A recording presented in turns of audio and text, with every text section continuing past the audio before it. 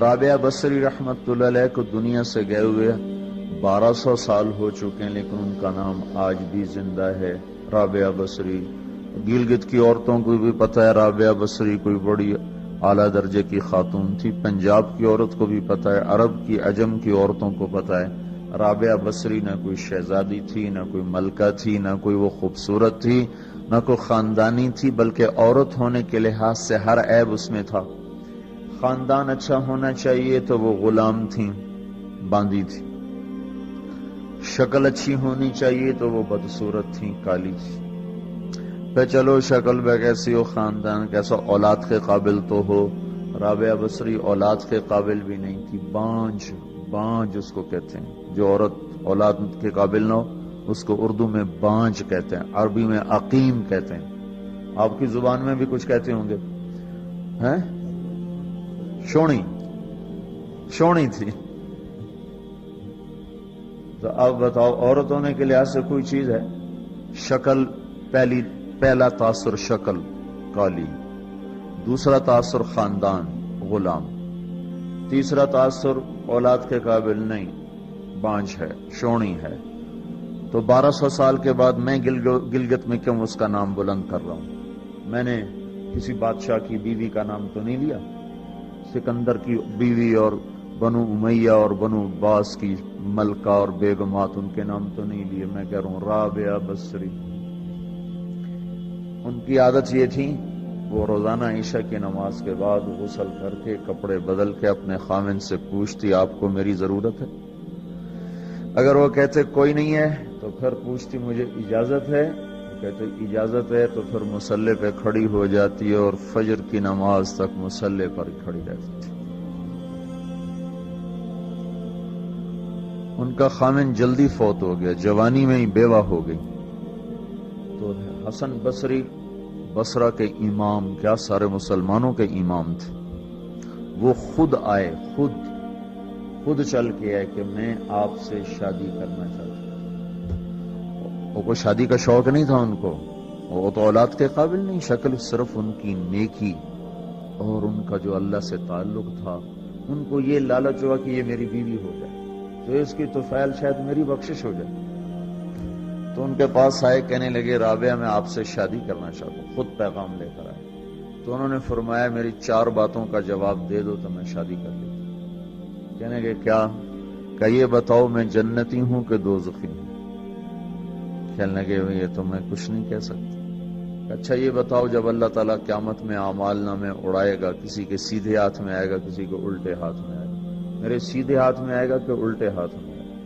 کہنے لگے یہ بھی کچھ نہیں بتا سکتا۔ کہنے لگے اچھا یہ بتاؤ جب اللہ نیکیوں کو تولے گا، کسی کی نیکیاں بڑھ جائیں گی، کسی کے گناہ بڑھ جائیں گے، میرے گناہ زیادہ ہوں گے، نیکیاں زیادہ ہوں گی؟ کہ یہ بھی نہیں بتا سکتا۔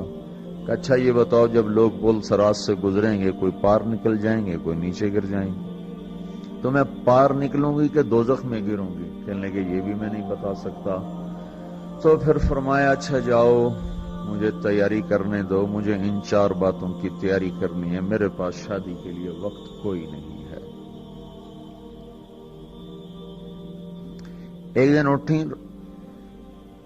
سالن پکانے کے لیے سالن ہانڈی، دیکھا تو پیاز کوئی نہیں، اب پیاز کاٹ کے ہانڈی میں ڈالا جاتا ہے۔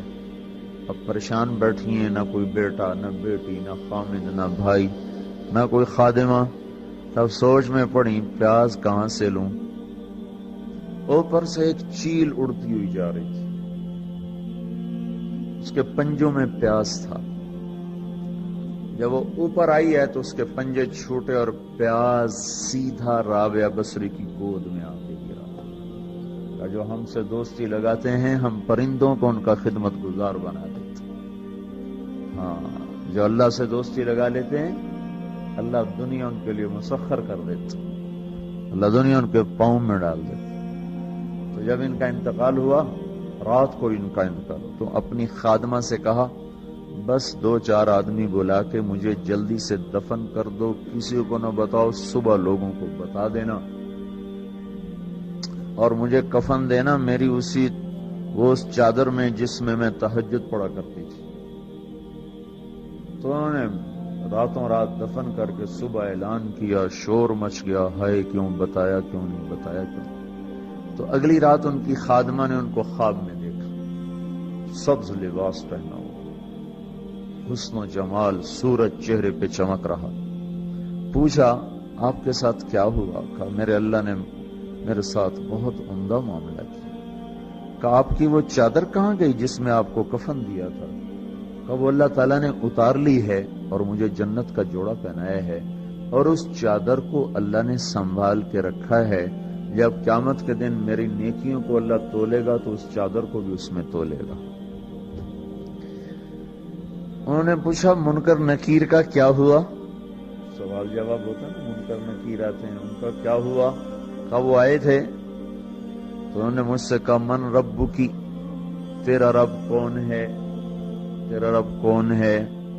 تو میں نے منکر نکیر سے کہا جس اللہ کو 40 سال نہیں بھلایا اس کو 4 ہاتھ زمین کے نیچے آ کر میں بھول جاؤں گی۔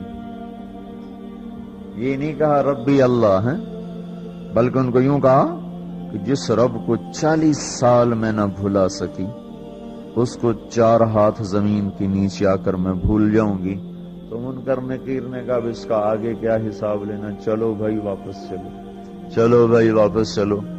یہ بات آپ نے حضرت عمر سے فرمائی تھی، عمر وہ کیا دن ہوگا جب تو قبر میں ہوگا اور منکر نکیر آئیں گے زمین کو چیرتے ہوئے، اور ان کے ہاتھ میں ہتھوڑا ہوگا، ساری دنیا کے انسان جن اٹھانا چاہیں تو اٹھا نہیں سکیں گے، اور ان کی آواز میں بجلی کی کڑک ہوگی، اور وہ زمین کو چیرتے ہوئے آئیں گے، ان کے دانت لمبے ہوں گے، تو وہ آ کر تم سے سوال کریں گے من ربک ما دینک من نبیک۔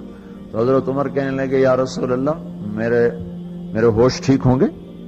جیسے میں اب بیٹھا ہوں میں ایسے ہوں گا؟ تو ہمارے نبی نے فرمایا ہاں تو ایسے ہی ہوگا جیسے تو اب بیٹھا ہوا ہے۔ تو کہنے لگے پھر میں اچھی طرح ان سے نمٹ لوں گا۔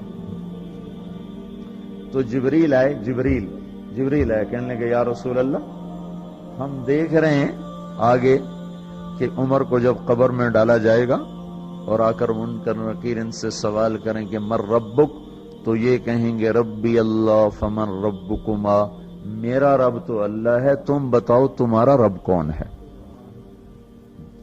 میرا دین تو اسلام ہے، تم بتاؤ تمہارا دین کیا ہے؟ تو وہ منکر نکیر کہیں گے عجیب بات ہے، ہم تمہارا حساب لینے آئے کہ تم ہمارا